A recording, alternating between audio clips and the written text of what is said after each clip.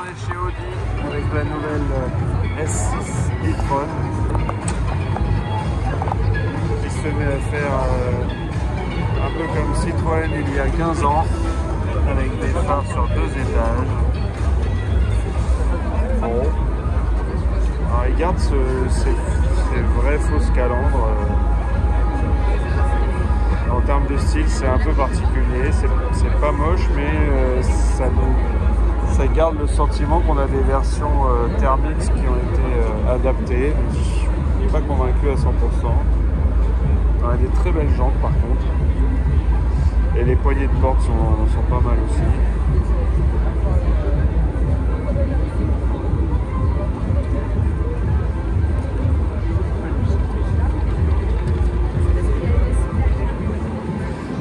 Un super coffre. Et encore une fois à l'arrière, c'est bon, c'est Audi. Alors il y a les anneaux qui s'allument et tout, mais en termes d'inspiration, ça tourne un peu en rond. On a ces barrettes en bas, là, on ne sait pas trop ce que ça vient faire. On a l'impression qu'ils n'ont pas les grosses sorties d'échappement, alors ils ne savent pas quoi mettre à la place.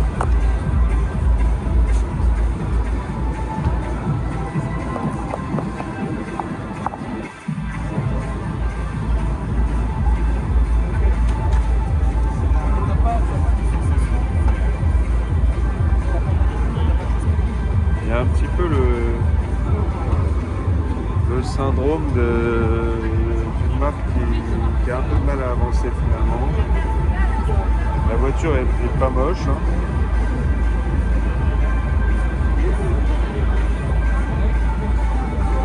Mais c'est assez incroyable sur ce salon de voir à quel point les marques premium se font challenger. On va essayer d'aller voir à l'intérieur parce que je trouve qu'à l'intérieur c'est quand même assez parlant.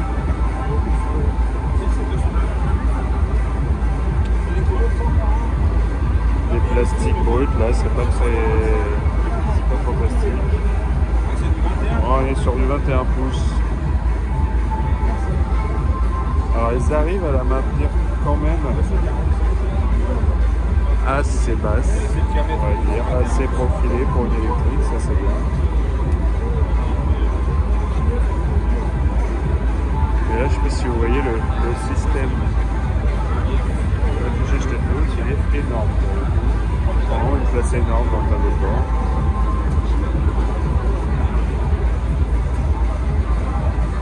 Et on peut apercevoir d'ici la dalle incurvée, là, assez impressionnante.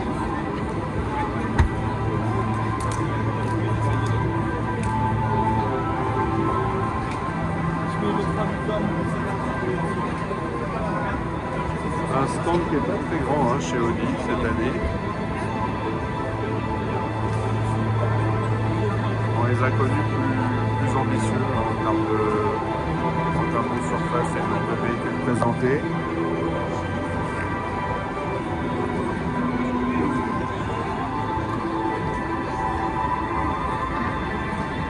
On se retrouve quand même avec des portières assez grandes.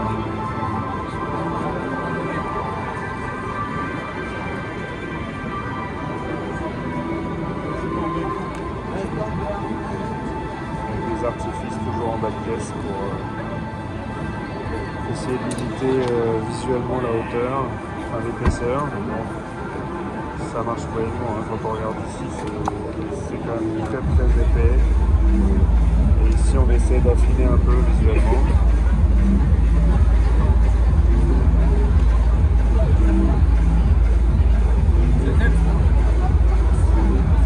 Et vous allez voir, quand on va accéder à l'intérieur, que il y a vraiment beaucoup de choses qui se mélangent.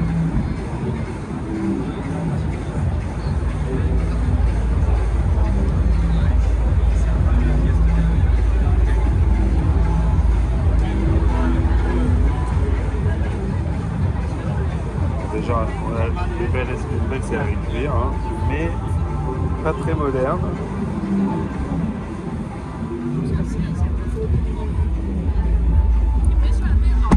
Alors, ce qui frappe tout de suite, c'est cette dalle incurvée qui est très chouette. Mais tout de suite, on constate qu'elle fait un peu bizarre ici, parce qu'elle s'arrête sur cette courbe-là, cette arête. C'est un peu bas là, hein. Et derrière, on retombe sur une surface plate, donc ça donne un effet un peu bizarre. C'est un peu bas là. Ah, ouais, c'est un break, hein, c'est un...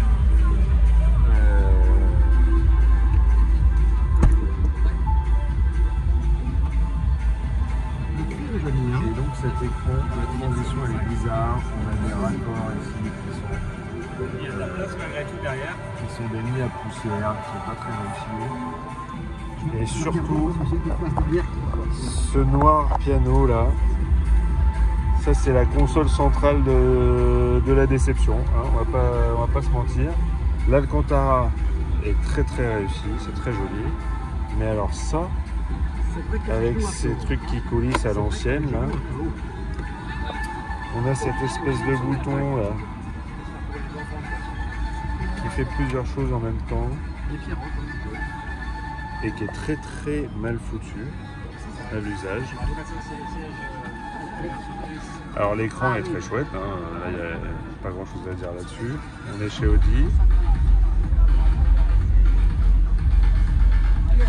Mais ça vraiment, on a l'impression de faire un bond de 10 ans en arrière, pas sur le sélecteur en lui-même, mais sur cet ensemble-là, qui pour le coup est vraiment moche. C'est sale, c'est pas quali. Alors qu'effectivement l'Alcantara, ça marche très bien. Hein.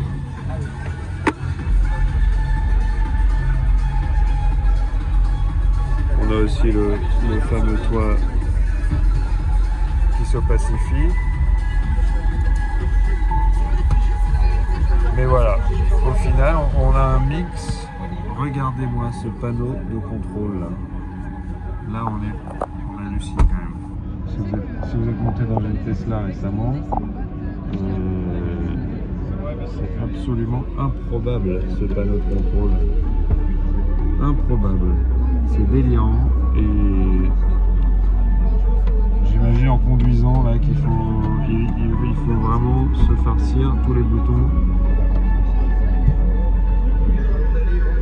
Ça vraiment ça va pas du tout. Donc voilà, il y a des choses, ça c'est pareil, c'est pas agréable. Entendez-moi ce bruit.